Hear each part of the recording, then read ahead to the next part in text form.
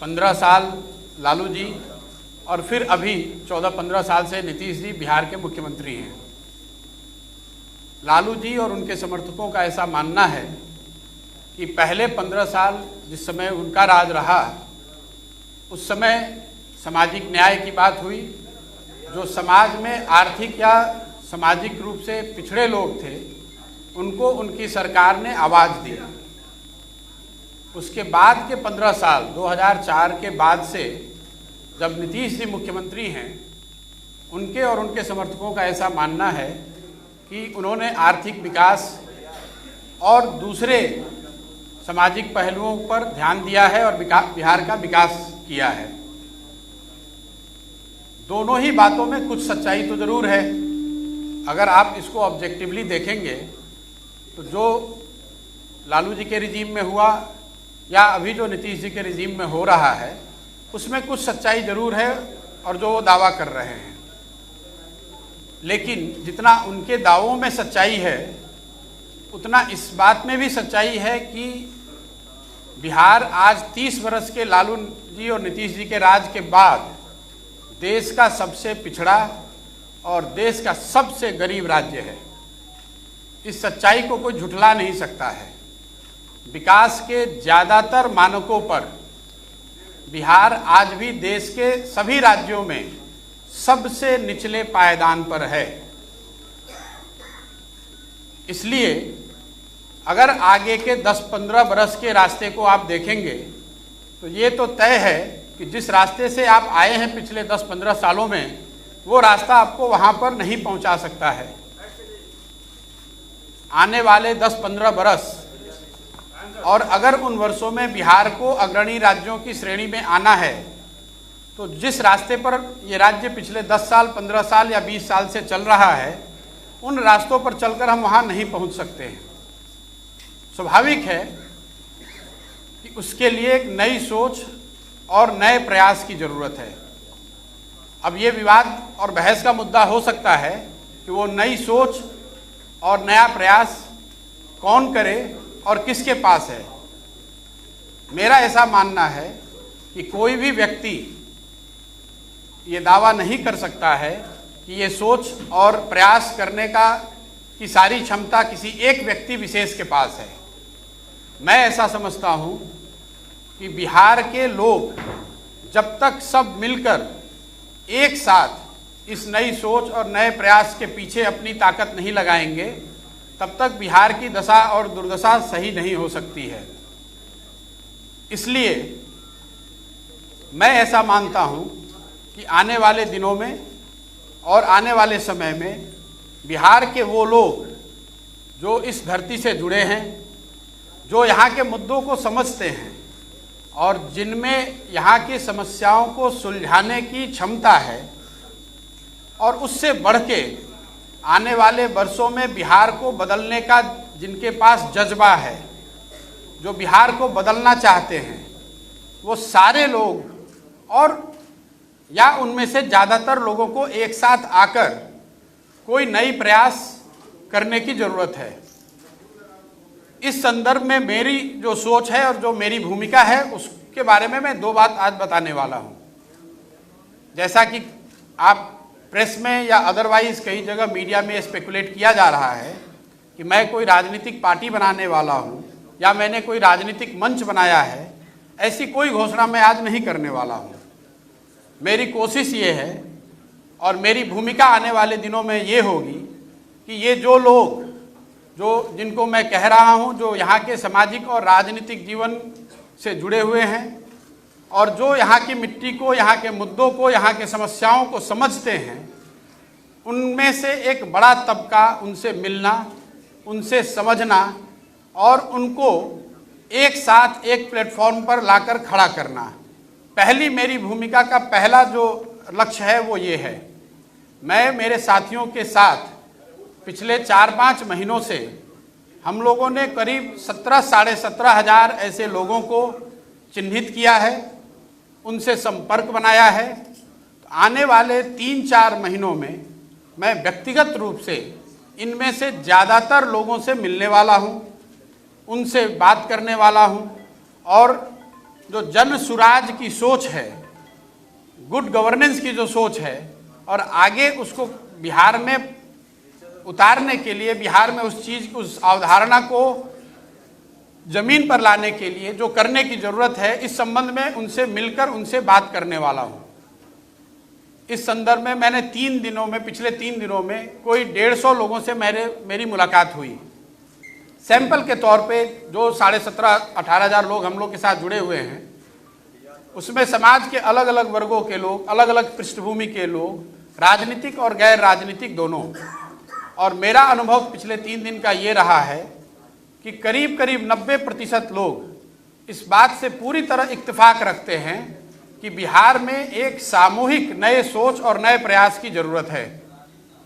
तो मेरी पहली घोषणा ये है कि अगले 3 से 4 महीनों के अंदर इन 17,500-18 हज़ार लोगों के साथ संवाद स्थापित करना, उनसे समझना, उनसे जन सुराज की परिकल्पना के बारे में चर्चा करना, और अगर उनकी सहमति हो तो उनको इसका भागीदार बनाना, ये पहला लक्ष्य है। अगर इनमें से एक बड़ा वर्ग 2,000, 5,000, 3,000, मैं कोई संख्या अभी आपको एक संख्या नहीं बता सकता हूं, लेकिन इसमें से बड़ी संख्या में लोग अगर एक साथ आए, एक प्लेटफॉर्म या एक अभियान के तहत जुड़कर आते हैं और वो मिलकर ऐसा तय करते हैं कि हमें किसी राजनीतिक संगठन या पार्टी की जरूरत है, तो उस पार्टी की घोषणा उस समय करी जाएगी। अगर वो पार्टी बनती भी है तो वो पार्टी प्रशांत किशोर की पार्टी होगी, ऐसी बात नहीं है। वो उन सबों की पार्टी होगी जो इस परिकल्पना से जुड़कर इस राजनीतिक संगठन के निर्माण में अपनी भागीदारी देना चाहते हैं। ये काम मुझे ऐसा लगता है कि अगस्त या सितंबर तक पूरा कर लिया जाना चाहिए। ये आज की घोषणा का एक पहलू है। दूसरा पहलू जो है, जो ज़्यादा महत्वपूर्ण है, वो बिहार के लोगों तक पहुंचना, बिहार के गांव, शहर, गली मोहल्ले तक पहुंचना, लोगों को जन सुराज की परिकल्पना, इस सोच के बारे में बताना, उनसे उनका व्यू पॉइंट लेना, उनकी समस्याओं और उनके आगे के भविष्य के बारे में जो उनकी अपेक्षा, आशा, आकांक्षाएं हैं, उनको समझने का प्रयास करना। उसके लिए 2 अक्टूबर से मैं स्वयं पश्चिमी चंपारण गांधी आश्रम से 3,000 किलोमीटर की पदयात्रा शुरू करूंगा। जब तक बिहार के सारे गांव, शहर, गली मोहल्ले, जो जितने लोगों को व्यक्तिगत तौर पे पहुंचा जा सकता है, वो पूरा ना कर लिया जाए। हम लोग का अनुमान है कि 3,000 किलोमीटर अगर हम जाते हैं तो उसमें ज़्यादातर एरिया हम कवर कर पाएंगे। संभव है कि अब 3100 अंत होते होते 3100 हो जाए, या संभव है कि 2950 हो जाए, लेकिन मोटे तौर पर 8 महीने से 1 साल के बीच में 3,000 की व्यक्तिगत पदयात्रा मैं खुद करूंगा। बिहार के हर वो व्यक्ति जो जिनसे मिलना जरूरी है, जिनसे मिला जा सकता है, जो मिलने को तैयार है, उनके घर जाएंगे, उनके ऑफिस जाएंगे, उनका कुंडी खटखटाएंगे, उनको इस जन सुराज की इस परिकल्पना से जोड़ने का प्रयास करेंगे। उनकी सोच, उनकी भावना के अनुरूप जो आगे बिहार के लिए किया जा सकता है, उसको अपने प्रोग्राम और अपने परिकल्पना में समाहित करेंगे। आज के तारीख में मेरे पास से ये 2 घोषणाएं हैं। इसके साथ आपके माध्यम से मैं बिहार की जनता को एक और आश्वासन देना चाहता हूं कि मैं पूरी तरीके से जो कुछ भी मेरे पास है, जो भगवान ने मुझे बुद्धि शक्ति दी है, वो पूरी तरीके से बिहार के बेहतरी के लिए उसको समर्पित कर रहा हूं। कोई सवाल नहीं है बीच में इसको छोड़ने का, कोई सवाल नहीं है कि इसमें कोई भी बीच में बाधा आए तो उससे घबराकर पीछे हटने का। आप में से कुछ लोगों के मन में पिछली घोषणा जो मैंने बात बिहार की थी, उसको लेकर है कि आपने बात बिहार की घोषणा करी और फिर वापस 1 महीने के बाद आप बिहार नहीं आए। मैं आपका ध्यान आकर्षित करना चाहता हूं कि बात बिहार की घोषणा फरवरी 2020 में करी गई थी। अनफॉर्चुनेटली मार्च 2020 में कोविड की वजह से हर जगह लॉकडाउन और पूरा जीवन अस्त व्यस्त 2 साल तक रहा। अब आप कुछ लोग ये कह सकते हैं कि अगर कोविड के दौरान आप बंगाल में काम कर सकते हैं तो बिहार में क्यों नहीं। वो इसलिए कि बंगाल में किसी बनी बनाई व्यवस्था के साथ काम करना था, बिहार में एक नई व्यवस्था बनानी है। बिहार में एक नई व्यवस्था बनाने के लिए मुझे 2 साल, 3 साल, 4 साल उसमें काम करना पड़ेगा। अभी यहाँ पर कोई इलेक्शन नहीं है, तो इस तरह के जिनके मन में सवाल है कि कौन सा इलेक्शन लड़ेंगे, किसके साथ लड़ेंगे, उसकी कोई परिकल्पना मेरे मन में अभी नहीं है। जैसा मैंने ट्वीट के माध्यम से बताया है, मेरा पूरा फोकस अभी बिहार के लोगों से जाकर मिलना, उनकी बात को समझना और जो जन सुराज की एक परिकल्पना है इसके साथ उनको जोड़ना है। मेरे पास कोई मंच नहीं है, अभी कोई पार्टी नहीं है, एक सोच है और एक इसको करने का जज्बा है। जो लोग भी इससे जुड़ना चाहते हैं उसका स्वागत है। मैं अपनी ओर से पूरी तरह से अपने आप को समर्पित कर रहा हूं। बाकी आप जो सवाल आप करना चाहें वो कर सकते हैं। धन्यवाद। प्रशांत किशोर जी, you think that this is the opportune time for person like you because possibly a vacuum is emerging in the political arena of Bihar now that Lalu is ailing and speculation is right that possibly Nitish is also eyeing some kind of जैसा मैंने आपको पहले बताया कि बिहार में अभी कोई चुनाव नहीं है। चुनाव लड़ना, अगर चुनाव लड़ना ही लक्ष्य होता तो चुनाव के 6 महीना पहले, 1 साल पहले आकर पार्टी बनाकर चुनाव लड़ा जा सकता है। मुझे उसके लिए 4 साल पहले यहाँ आकर इस तरह के किसी प्रयोजन की आवश्यकता नहीं है। जहाँ तक लीडरशिप वैक्यूम की बात है, ये तो सब्जेक्टिव कॉल है। आप समझते हैं कि लीडरशिप वैक्यूम है, बहुत लोग ये कह रहे हैं कि यहाँ पर किसी नए लीडरशिप की जरूरत ही नहीं है। क्या प्रशांत किशोर जी आप देख रहे हैं आगे आने वाले, हालांकि पूछा उन्होंने वही उसी को कंटिन्यू करूंगी कि मुख्यमंत्री पद का चेहरा या आप आगे आकर के बिहार को लीड करें एज मुख्यमंत्री ऑफ द स्टेट? भाई मैंने ये बताया कि जहाँ तक पार्टी बनाने का, मुख्यमंत्री बनना और राज्य को जीतना वो तो एक दलगत और लोकतंत्र में चुनावी प्रक्रिया है। मैंने कहा कि अगर हम लोग पार्टी बनाने की तरफ बढ़ते भी हैं तो वो प्रशांत किशोर की पार्टी नहीं होगी। उसमें जो लोग साथ में आकर पार्टी बना रहे होंगे, एक ईंट उनकी होगी, एक ईंट मेरी भी होगी। मैं ये नहीं कह सकता हूँ कि वो मेरी पार्टी है, मैं उसका चेहरा हूँ, मैं उसका अध्यक्ष हो जाऊँगा और मैं ही उस पार्टी का सर्वे सर्वा हो जाऊँगा।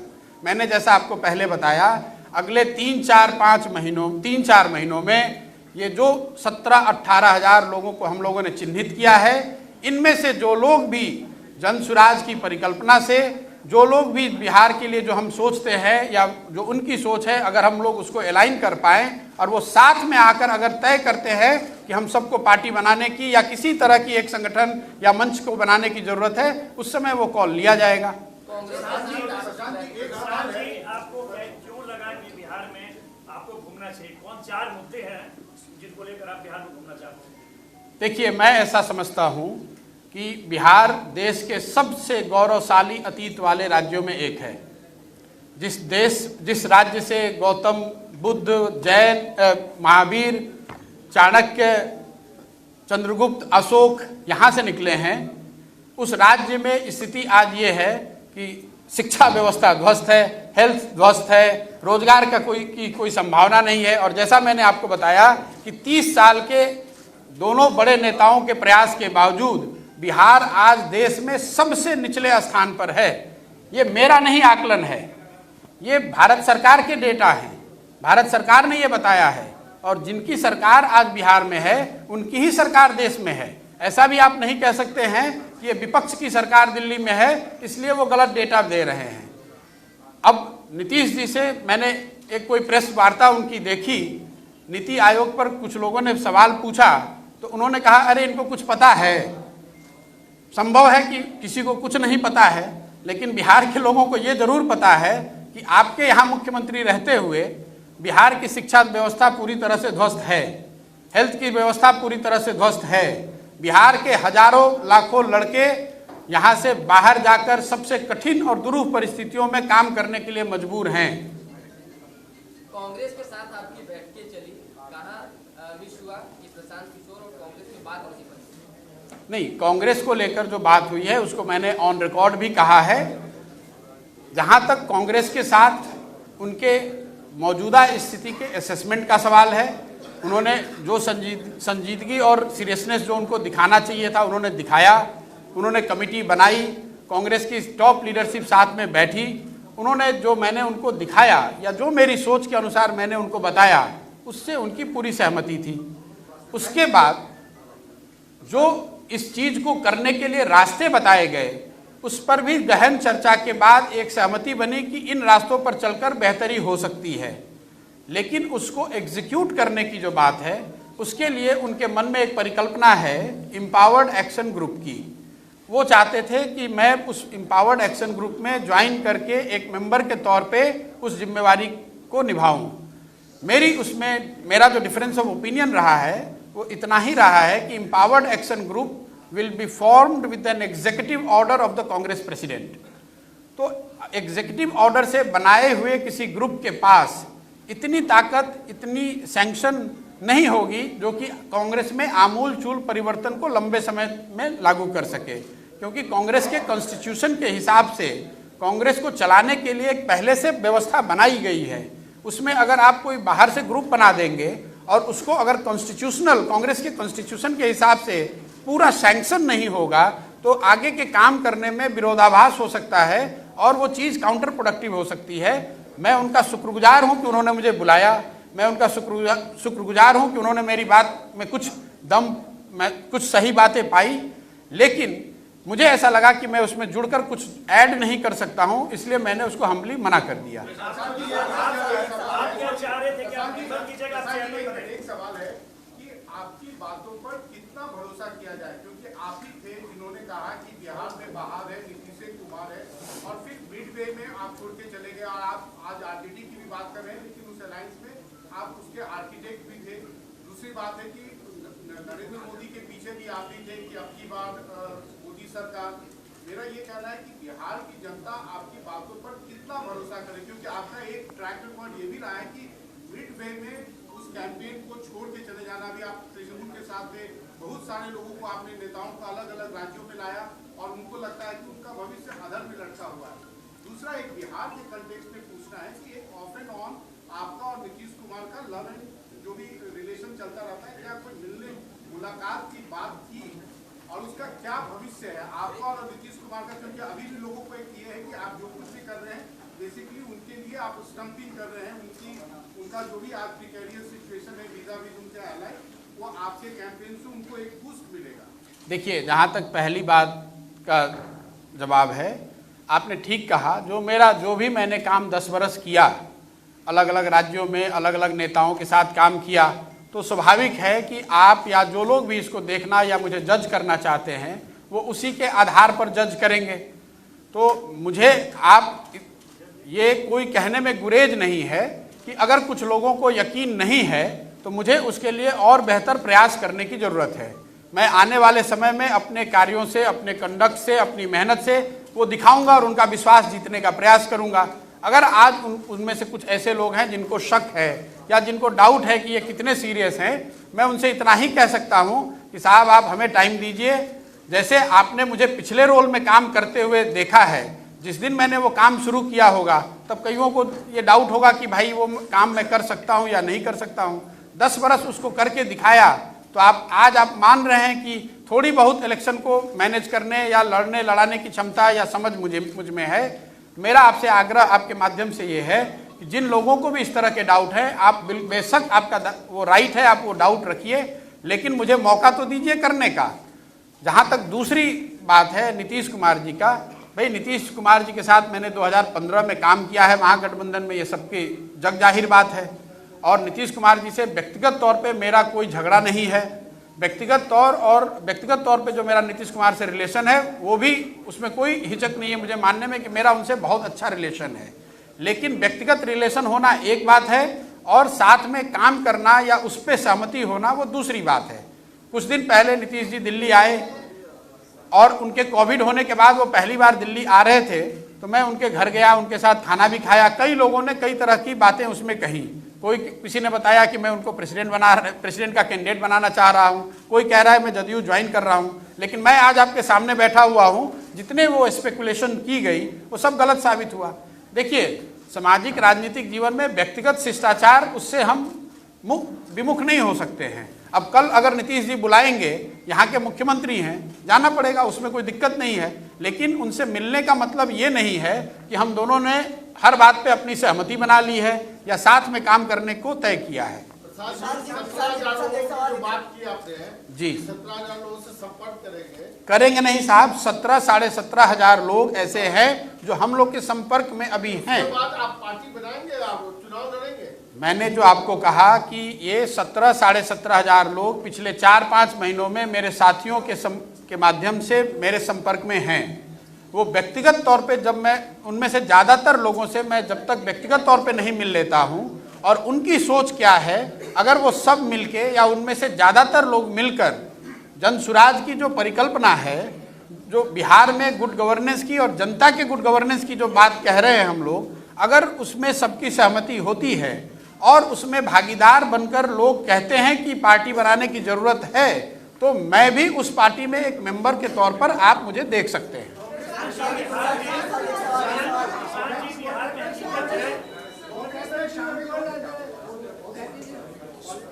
सॉरी सर,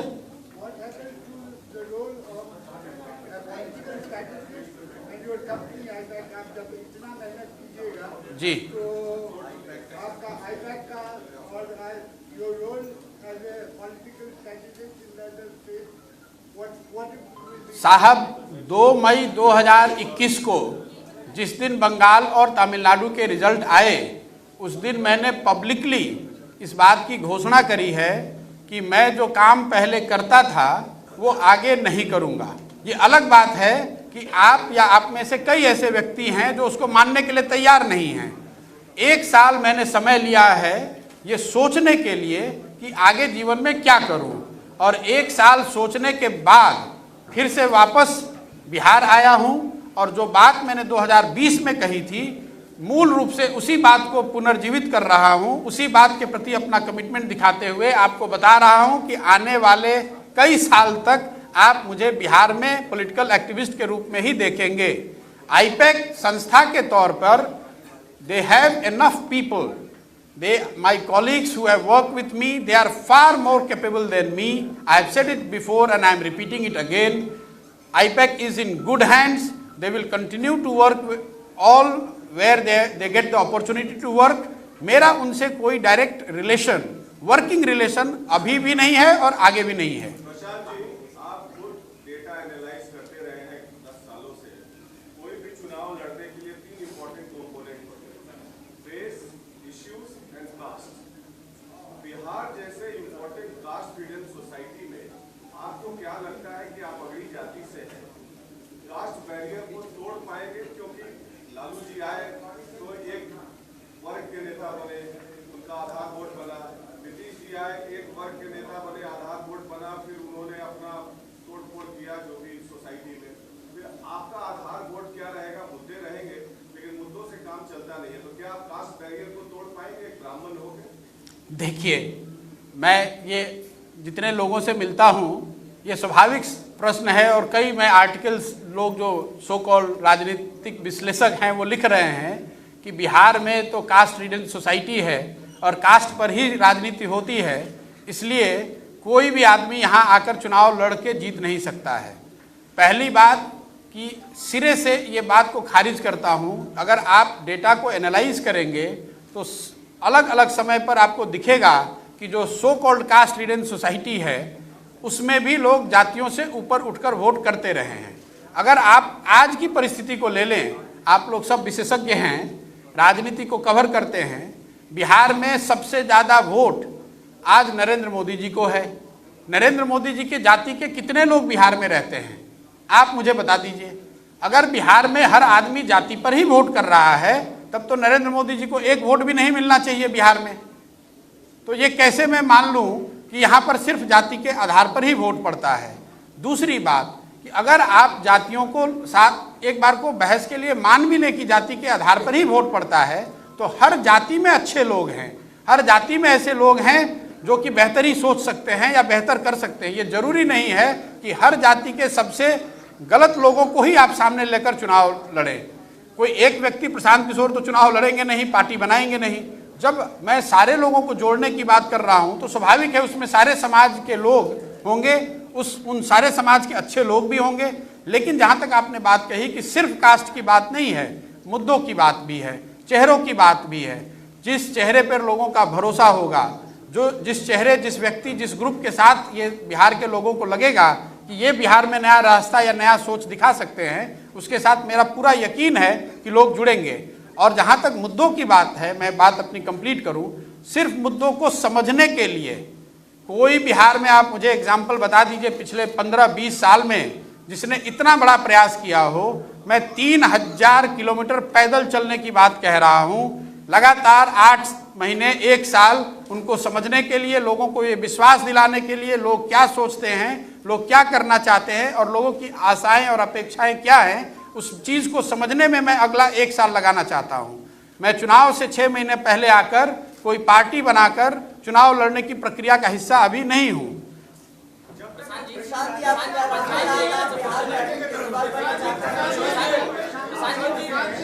साहब मैं 1 घंटा यहाँ बैठा हूँ, 2 घंटे जरूरत है तो बैठूंगा। आप एक एक करके पूछेंगे तभी मैं आंसर दे सकता हूँ।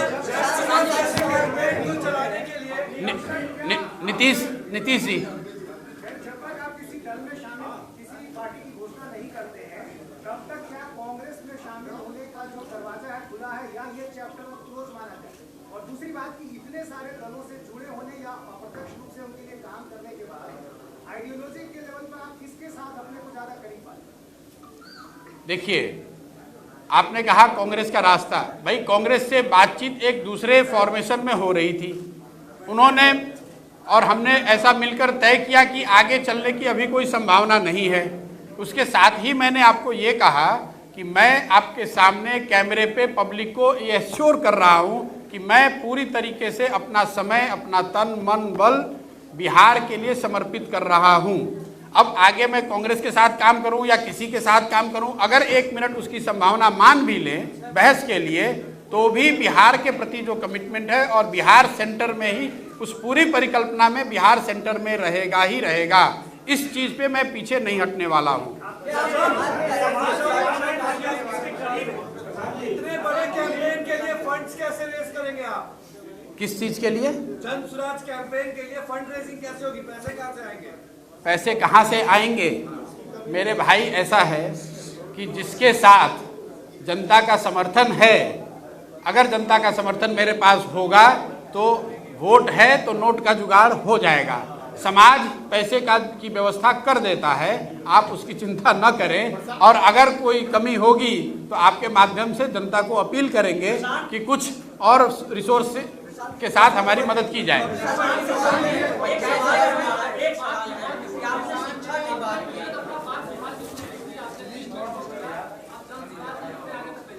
मेरे भाई, मैंने अपने ओपनिंग रिमार्क्स में ये बात कही, आपको ऐसा लगता है कि कोई भी शुरुआत आपने की तो 6 महीने में उसका रिजल्ट या उसकी परिणति होनी चाहिए।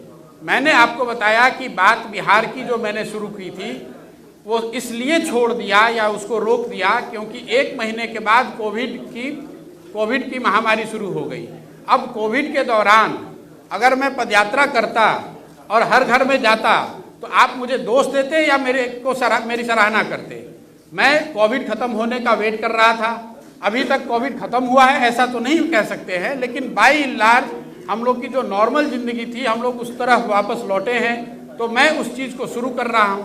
बात वही कह रहा हूँ जो बात बिहार की मैं कही थी कि आगे 10 साल में बिहार देश के अग्रणी 10 राज्यों में 15 राज्यों में शामिल हो, उसके लिए एक नई सोच और नए प्रयास की जरूरत है।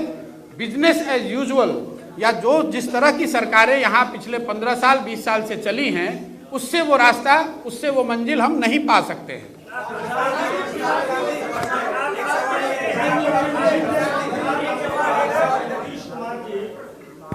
आप ये कह रहे हैं कि 17,000 लोग आपके साथ जुड़े हुए हैं, वो किस तरह के लोग हैं और क्या बिहार में जो राजनीतिक पार्टी के लोग हैं वो भी आपके संपर्क में है जो आगे आने के लिए आपके साथ तैयार है? देखिए, जो मैंने नंबर दिया है मोटे तौर पे 17,500-18,000 लोग, ये वो लोग हैं जिनको मेरे साथी नीचे जाकर मिले हैं या उन्होंने मुझे पिछले कुछ महीनों सालों में संपर्क किया होगा या हमने जाकर उनको ढूंढा खोजा है।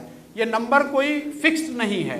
As we talk this number goes up. मान लीजिए मैं कल किसी से मिला, उन्होंने 4 और व्यक्तियों का रेफरेंस दिया, उन चारों से मिल रहे हैं। बेसिक बात मैं आपको ये बता रहा हूं कि बिहार में सामाजिक राजनीतिक जीवन से जुड़े हुए 20,000 के आसपास 17-18 हज़ार लोग, समझिए कि 1 महीने के बाद ये 20,000 हो सकता है, ऐसे लोग जिनको यहाँ, जो इस धरती से जुड़े हुए हैं, जिनको यहाँ के मुद्दों की समझ है, जो लोग यहाँ के समस्याओं का समाधान निकालने की काबिलियत रखते हैं और जिनमें जज्बा है कि कुछ किया जाए, ऐसे लोगों को चिन्हित किया है, वो हमारे संपर्क में हैं। लेकिन जब तक मैं व्यक्तिगत तौर पे उनसे और उनमें से या उनसे ज़्यादातर लोगों से मिलकर बात न कर लूं, तब तक मैं ये आपको आश्वस्त तरीके से नहीं बता सकता हूं कि उनमें से कितने लोग इस सोच से जुड़कर इसके भागीदार बनेंगे। मैंने ये कहा कि अगले 3 महीनों में ऐसे लोगों के साथ जुड़कर उनसे बात करके ये तय करेंगे कि कितने लोग तैयार हैं। जो लोग भी तैयार होंगे वो एक साथ बैठेंगे और वो तय करेंगे कि आगे पार्टी बनानी है कि मंच बनाना है कि अभी और समय लगाना है। लेकिन अगर उन्होंने मिलकर तय किया कि एक पार्टी बनानी है तो प्रशांत किशोर भी उस पार्टी के एक मेंबर होंगे। मैं ये कह रहा हूँ आपको। आप मानते हैं कि नीतीश कुमार का काम खत्म हो गया? नहीं दे रहे हैं, नीतीश कुमार हो या लालू यादव हो, जिनके लिए आपने काम कर लिया, क्या वजह है? भाई नीतीश जी और लालू जी यहाँ के राज्य के ही नहीं देश के बड़े नेता हैं। उनके पास बहुत सारे एमएलए हैं, एमपी हैं, 20, 25, 30 वर्ष का राजनीतिक अनुभव है, उनके पास बड़े दल हैं। मैं अकेला व्यक्ति यहाँ बैठा हुआ हूँ, वो क्यों हमें तवज्जो देंगे? वो तवज्जो न दें, इसलिए मेरे लिए तो यही अच्छा है। मैंने अपने ट्वीट में क्या कहा और मैं आपको बार बार यहाँ क्या कह रहा हूँ? भाई मैं कोई चुनाव लड़ नहीं रहा हूँ, मैं किसी दल को तोड़ने की बात कर नहीं रहा हूँ। मैंने सिर्फ इतना कहा कि मैं बिहार के लोगों के पास जाना चाहता हूँ और ये समझने का प्रयास करना चाहता हूँ कि आगे का रास्ता क्या हो। अब इसमें लालू जी या नीतीश जी जैसे बड़े नेताओं को मुझे क्यों तवज्जो देनी चाहिए? मुझे तो ऐसा लगता है कि जो लोग तवज्जो दे रहे हैं या जो इस पर टीका टिप्पणी कर रहे हैं वो भी अनावश्यक अपना समय जाया कर रहे हैं। मेरी हस्ती इतनी बड़ी नहीं है कि इतने बड़े लोग हम पर टिप्पणी करें।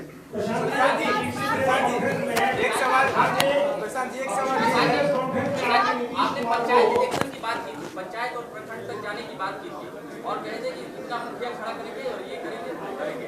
मगर फिर से किसी पार्टी से आपको आया ऑफर तो आप बंगाल चले गए और अलग अलग उत्तर प्रदेश और अलग अलग स्टेट में चले गए, तो फिर से आप चले जाएंगे प्रचार कर लें? मेरे भाई जितनी बार आप एक ही सवाल को अगर घुमाकर पूछेंगे तो आंसर तो मैं वही दूंगा। आपको मैंने बताया कि जो मैं काम करता था, जिसकी वजह से आप बैठे हुए हो यहाँ, जिस बात का आप संज्ञान लेते हो कि ये काम इनको करने आता है या जो भी मेरी छोटी बड़ी पहचान है उसी काम की वजह से है। उस काम को 1 साल पहले नहीं करना है ऐसी घोषणा मैंने कर दी। 1 साल सोचने के बाद आगे का रास्ता तय कर रहे हैं और आपको पब्लिकली बता रहे हैं कि भाई बिहार में ये करने जा रहे हैं। अब अगर आपको फिर भी मन में डाउट है तो बेझिझक आप वो डाउट रखिए और आने वाले महीने में मेरे कार्यकलाप को देखिए और उसके अनुसार फिर अपना मन बनाइएगा।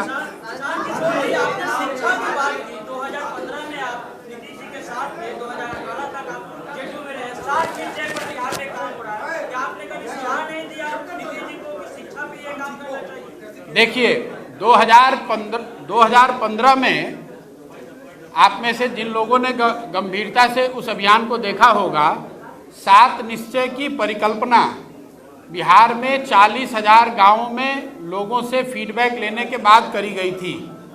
लेकिन उसको इम्प्लीमेंट करने की जो जिम्मेवारी है वो साहब जो सरकार है उनकी है।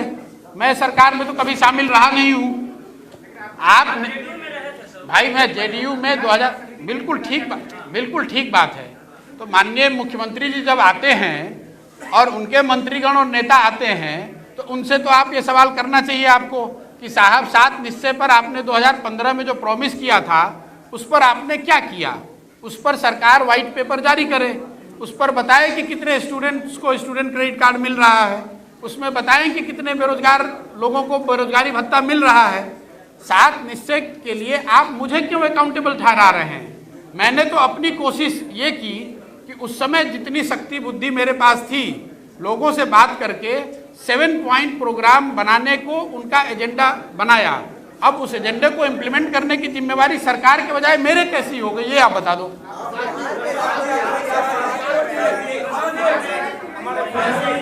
अपनी पिछली प्रेस कॉन्फ्रेंस में आपने कहा था कि नीतीश कुमार जी आपके पिता तुल्य हैं।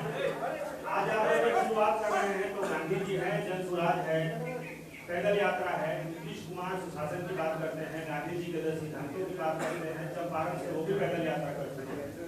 बिहार के नीतीश जी ने कब पैदल यात्रा की? चंपारण से अच्छा, यात्रा की है साल पहले।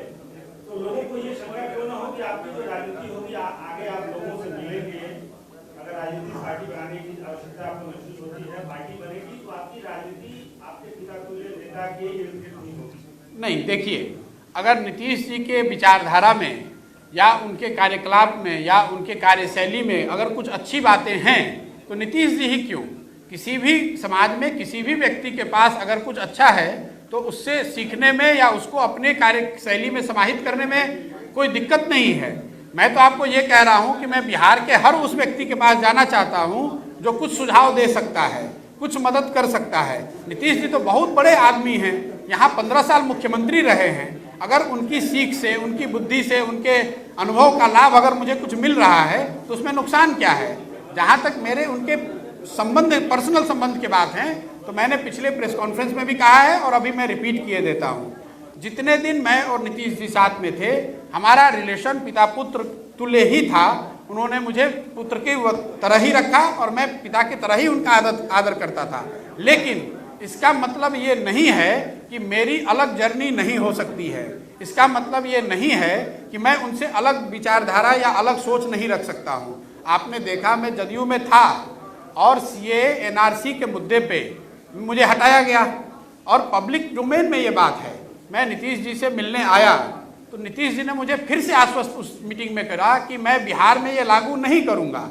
मेरा उनको प्रश्न इतना ही था कि अगर आपको बिहार में लागू करना नहीं है तो आपने पार्लियामेंट में वोट क्यों किया, और अगर ये किया तो फिर मेरे जैसे व्यक्ति का इसमें रहना बहुत मुश्किल है। बाद में उन्होंने अपने विवेक के अनुसार उचित समझा, मुझे निकाल दिया। वो ठीक है, वो उनकी पार्टी है, उन्होंने मुझे निकाल दिया, कोई दिक्कत नहीं है।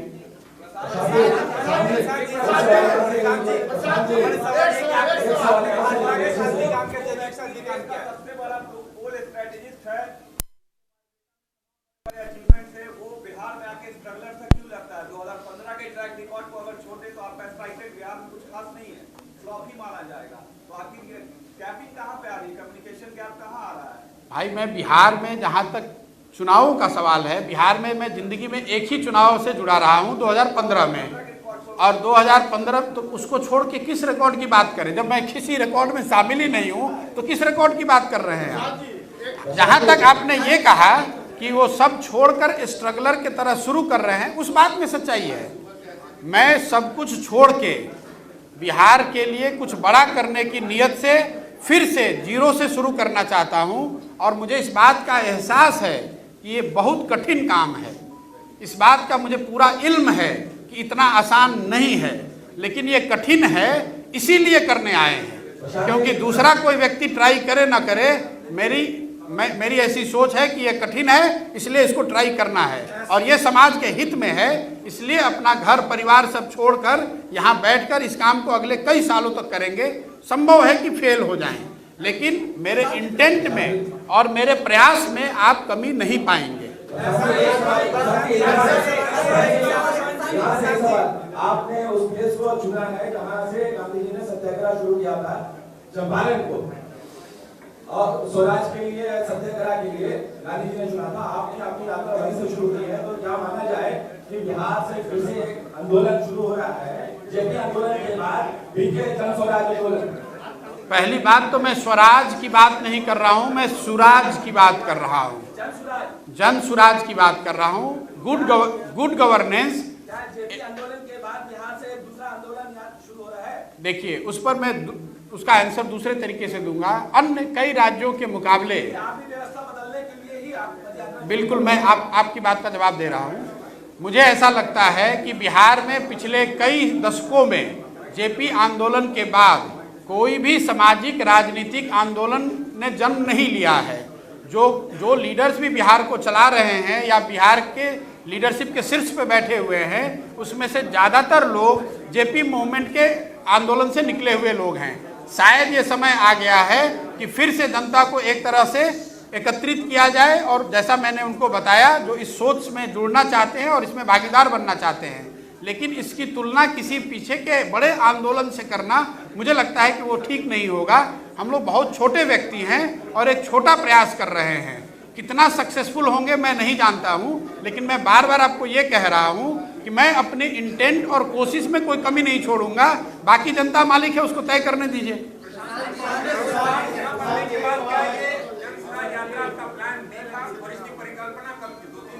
इसकी परिकल्पना मेरी 2020 में थी। बात बिहार की जब मैंने लॉन्च किया था, अगर आप में से कुछ लोगों को याद होगा तो मैंने ये कहा था कि जैसे ही डिजिटल रजिस्ट्रेशन 10 लाख पूरा हो जाएगा तो 1 महीने के बाद मैं नीचे ज़मीन पर जाऊंगा। जैसे मैं बार बार आपको बता रहा हूं, कोविड के वजह से उस प्रोग्राम को रोकना पड़ा था, तो आप ये मान कर चलें कि उसी बात को मैं पुनर्जीवित कर रहा हूं। ये कोई नई सोच पिछले 5 दिन में मेरे दिमाग में आई है, ऐसी नहीं है। मैं हड़बड़ी में, बिना सोचे समझे या जल्दी में आकर कोई निर्णय लेकर काम करने वालों में से नहीं हूं। मैंने बहुत सोच समझकर पिछले 1 साल 1.5 साल में उसके बाद इसकी परिकल्पना की है और अगले आने वाले जितने साल इसमें लगाने पड़ेंगे उसके लिए मैं पूरी तरह से कमिटेड हूं।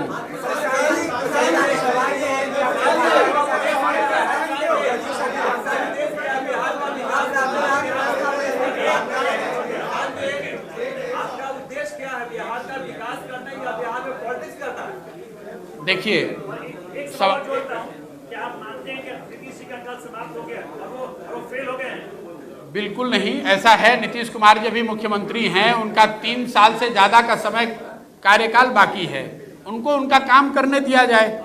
मैं आपको ये कह रहा हूँ कि अगर चुनाव की राजनीति करनी है, अगर चुनाव की राजनीति करनी होती तो मेरे जो सबसे बड़े आलोचक हैं वो भी ये बात मानेंगे कि थोड़ी बहुत चुनाव और चुनाव प्रबंधन, चुनाव लड़ने लड़ाने की समझ तो मुझे है, ज़्यादा न भी हो तो थोड़ी बहुत समझ तो है। 10 साल में मैंने वो करके दिखाया है। उसके लिए मुझे 4 साल पहले आकर बिहार में किसी पदयात्रा करने या हजारों लोगों से मिलने जुड़ने की किसी प्रयास की ज़रूरत नहीं है। मैं इसलिए कर रहा हूँ कि पहली बात, जो लोगों के मन में डाउट है कि मैं बिहार के प्रति कितना कमिटेड हूँ। दूसरी बात कि मैं ऐसा समझता हूँ कि अगर बिहार में परिवर्तन लाना है तो इसके अलावा कोई दूसरा ऑल्टरनेटिव नहीं है। जो बात मैंने आपको बताई, किसी एक व्यक्ति की सोच या प्रयास से बिहार को नहीं बदला जा सकता है। ये सामूहिक सोच और प्रयास ही है जो बिहार के लोग एक साथ मिलकर करेंगे, तभी इस चीज़ को बदला जा सकता है। इसीलिए ये प्रयास कर रहे हैं। अगर आप उसको पॉलिटिक्स कह रहे हैं तो पॉलिटिक्स है।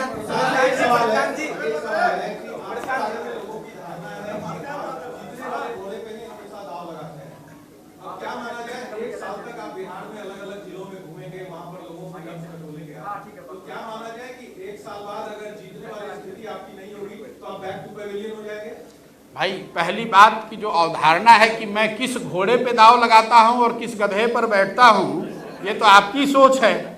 अगर भगवान की दया से मुझे ऐसी समझ आ जाती कि कौन जीतने वाला है तो फिर मैं यहाँ क्यों बैठा होता, उसी के साथ जुड़ जाता तुरंत।